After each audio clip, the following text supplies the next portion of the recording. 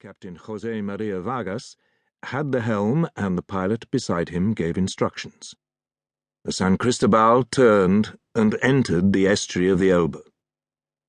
60 miles later she would be guided into Hamburg, Europe's biggest river port. The San Cristobal was a general freighter, flying the flag of Panama. Forward of the bridge were row upon row of steel sea containers. She had begun her voyage in Maracaibo, Venezuela, then proceeded east to complete her cargo with a further 80 containers of bananas from Suriname. One of those last sea containers contained bananas, and one other consignment, stacked brick by brick at the far back end behind a false rear wall. Captain Vargas did not know about the extra cargo he carried into Hamburg. It was close to midday when the San Cristobal slid into her allotted berth. At once, one of the gantries began to heft the containers onto the quay. Just forward of the bridge, there was a container with a small and unusual logo on its side in the form of 2 circles, one inside the other, and in the smaller one, a Maltese cross.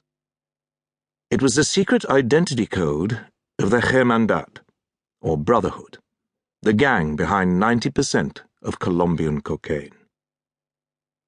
Down on the quay, an official saw the design, used his cell phone to make one call, then hurried back to his office. At that hour, the director of the DEA was shown into the Oval Office. The president bade his visitor sit on one of the sofas and joined him on the other. "I want to know about cocaine," he said. "What it is, where it comes from, and what we're doing about it."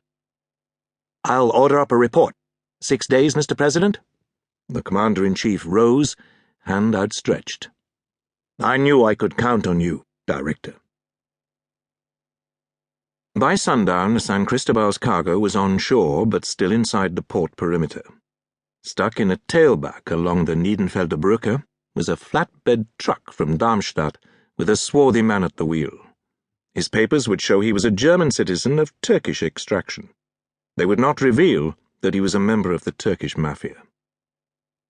So vast is the quantity of freight entering Hamburg that a rigorous examination of every container is impossible. German customs, the ZKA, does what it can. Around 5% of incoming cargoes secure close examination, but one banana container would have no such problems. Someone had cleared it for release quickly. When the Turkish driver finally reached the dock gate, he presented his papers. The ZKA man in his booth tapped them into his computer, noted the clearance, and nodded the go-ahead. In 30 minutes, the Turkish driver was back over the bridge, gaining access to the sprawling network of Germany's autobahns.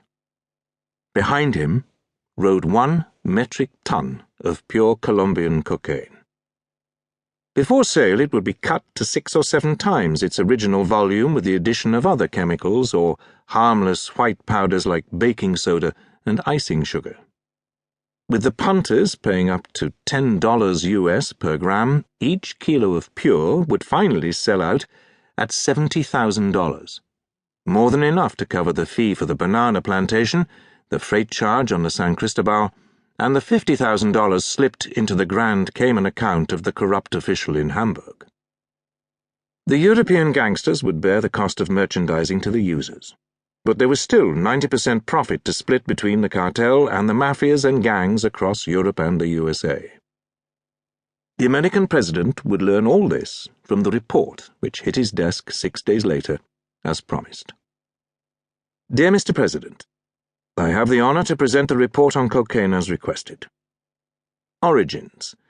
Cocaine derives solely from the coca plant, a shrub grown in the hills and jungles of northwestern South America. Only the leaves contain the drug. It takes 375 kilograms of harvested leaf to create 2.5 kilograms of coca paste, which in turn will provide 1 kilo of pure cocaine in the familiar white powder form. Geography. Of the global supply today, approximately 10% comes from Bolivia, 29% from Peru, and 61% from Colombia. However, Colombian gangs take over the product of the 2 smaller contributors, and merchandise